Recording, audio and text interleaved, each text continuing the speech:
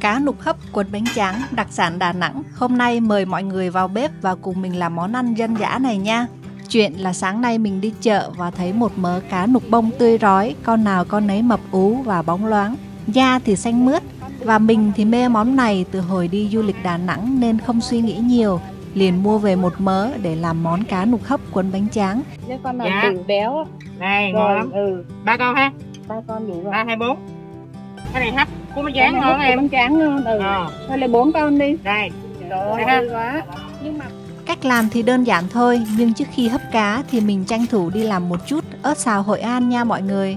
Món ớt xào này tuy nhỏ thôi nhưng lại có vỏ nha, sẽ giúp tăng thêm hương vị nè, và khi hấp chung với cá thì sẽ giúp khử mùi tanh của cá rất là tốt nữa. Đầu tiên thì mình sẽ luộc chín cà chua, ớt sừng trâu và ớt hiểm trong khoảng 5 phút. Việc luộc ớt này sẽ giúp cho ớt khử được mùi hăng và vị cay gắt của ớt, đồng thời sẽ làm cho ớt mềm hơn và dễ xay hơn. Khi luộc xong thì mình vớt ra và để ráo. Cà chua thì mình sẽ lột bỏ lớp bên ngoài nha, để phần thịt cà chua được mềm mịn và khi xay thì sẽ không bị lợn cợn. Cho tất cả nguyên liệu vào máy xay sinh tố, sau đó xay thật là nhuyễn hỗn hợp này ra.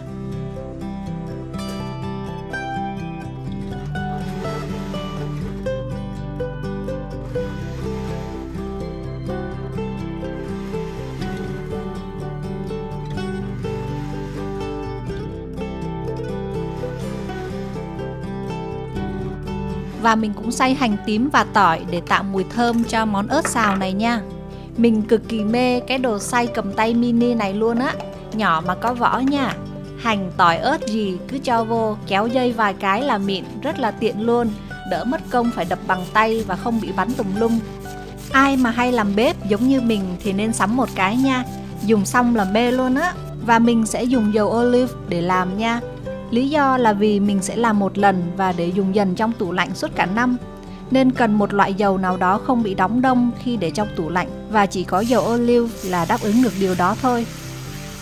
Khi hỗn hợp hành tím và tỏi phi đã được thơm vàng thì mình cho hết phần ớt và cà chua đã xay nhuyễn vào chảo. Lúc này thì mình xào trên lửa vừa thôi ha, đảo đều tay để hỗn hợp không bị cháy ở dưới đáy chảo. Mình xào cho đến khi hơi nước bay bớt đi, hỗn hợp bắt đầu sệt lại thì mình cho dầu màu điều vào để tạo màu.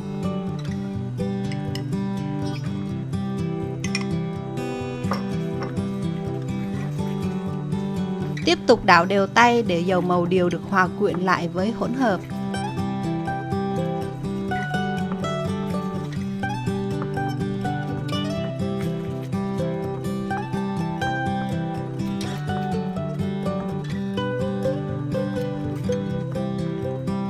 Tiếp theo mình sẽ đi cân gia vị để làm cho món ớt xào của mình đậm đà và hài hòa hơn nha. Đường, nước mắm ngon và một chút xíu bột ngọt để vị được thêm tròn trịa. Cho tất cả gia vị đã chuẩn bị vào chảo, đảo đều tay cho đường tan hết.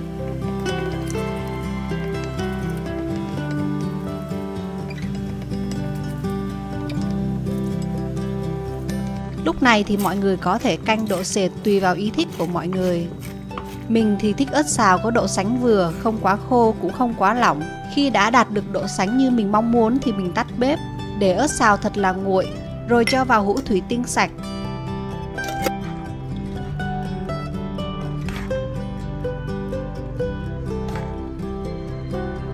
Món này mình bảo quản trong ngăn mát tủ lạnh, cả vài tháng đến nửa năm thì vẫn rất là ngon ha.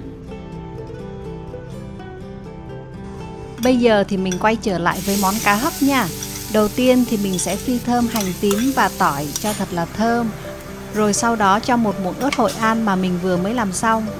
Nhanh tay cho nước lọc vào, tiếp theo là nêm nếm gia vị cho vừa miệng.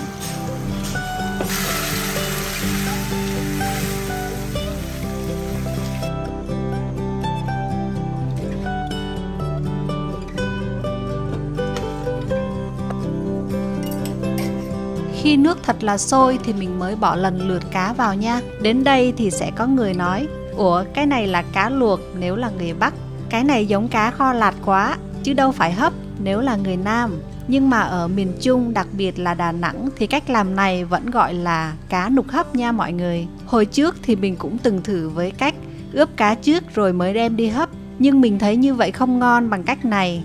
Vì hấp trực tiếp như vậy, da cá dễ bị chóc ra, nhìn không đẹp, ăn thì lại không thấm đều vị. Còn làm theo kiểu này, cá vừa thấm gia vị, da cá vẫn giữ được độ bóng đẹp, ăn lại mềm mà không bị tanh một chút nào. Món cá nục hấp này mà thiếu rau sống thì đúng là mất đi một nửa linh hồn rồi ha. Nên bây giờ mình sẽ chuẩn bị một mâm đầy đủ các loại rau ăn kèm cho đúng điệu nha. Có xoài xanh cắt mỏng nè, dưa leo, xà lách và đặc biệt là không thể thiếu rau muống nha. Có thêm một vài cọng rau muống non giòn rụm. Cuốn trong món này nữa thì sẽ làm tăng độ giòn lên rất là nhiều, ăn ngon lắm luôn. Và mình cũng chuẩn bị thêm một chút bắp chuối bào và rau thơm hỗn hợp.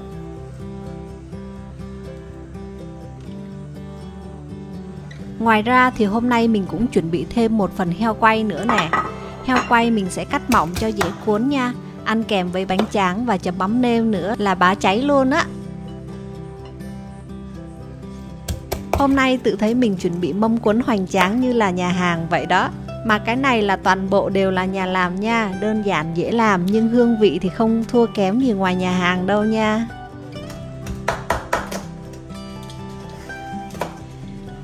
Nghe giòn không bố? Thấy giòn. Nghe giòn này ha. Để ăn là nó kêu rộp rộp. Bố con sướng không? Bố con ở nhà mà bố con vẫn được ăn như ngoài nhà hàng. Bố già nhé.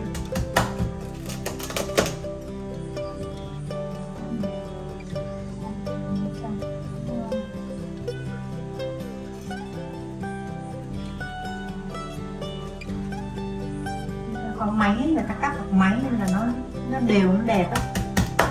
Mình không có máy nó khác gì đẹp.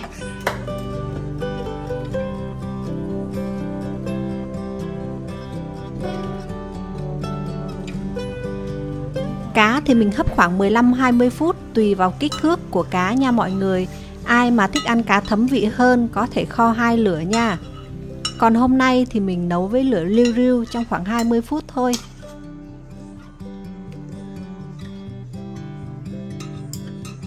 Khi vớt cá ra đĩa thì mình nhớ cho thêm một chút hành lá lên trên để cho thơm nha. Còn cái phần nước cá này thì mình sẽ múc ra chén để làm nước chấm luôn. Có vị ngọt từ cá, cay cay của ớt xào, mặn mặn nữa. Dùng để chan lên bún hay là chấm cuốn bánh tráng thì cũng đều hợp hết á.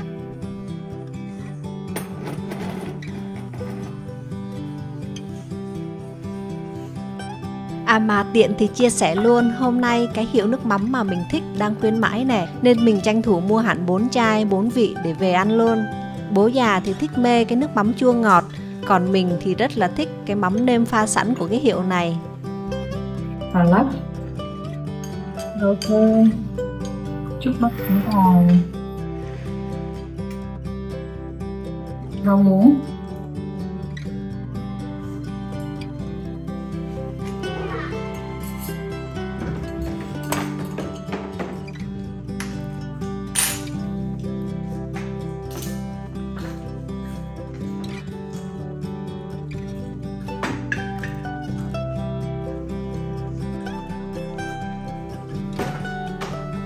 Ớt này hôm nay em làm luôn đó này.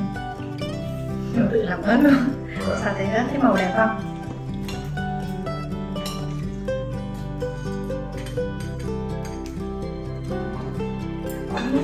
Nước mắm pha sẵn hả? Nước mắm mình đã pha sẵn cái chai, nhưng cái hiệu này ngon.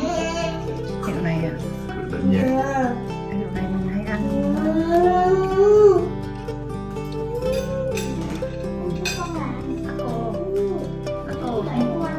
Pin nha các cô.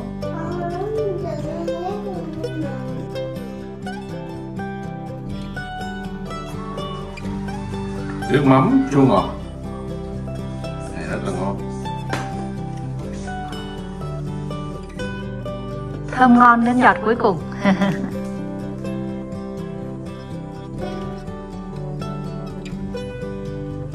Bánh tráng này ngon. Trời ơi, ăn hết luôn rồi kìa, không còn gì hết.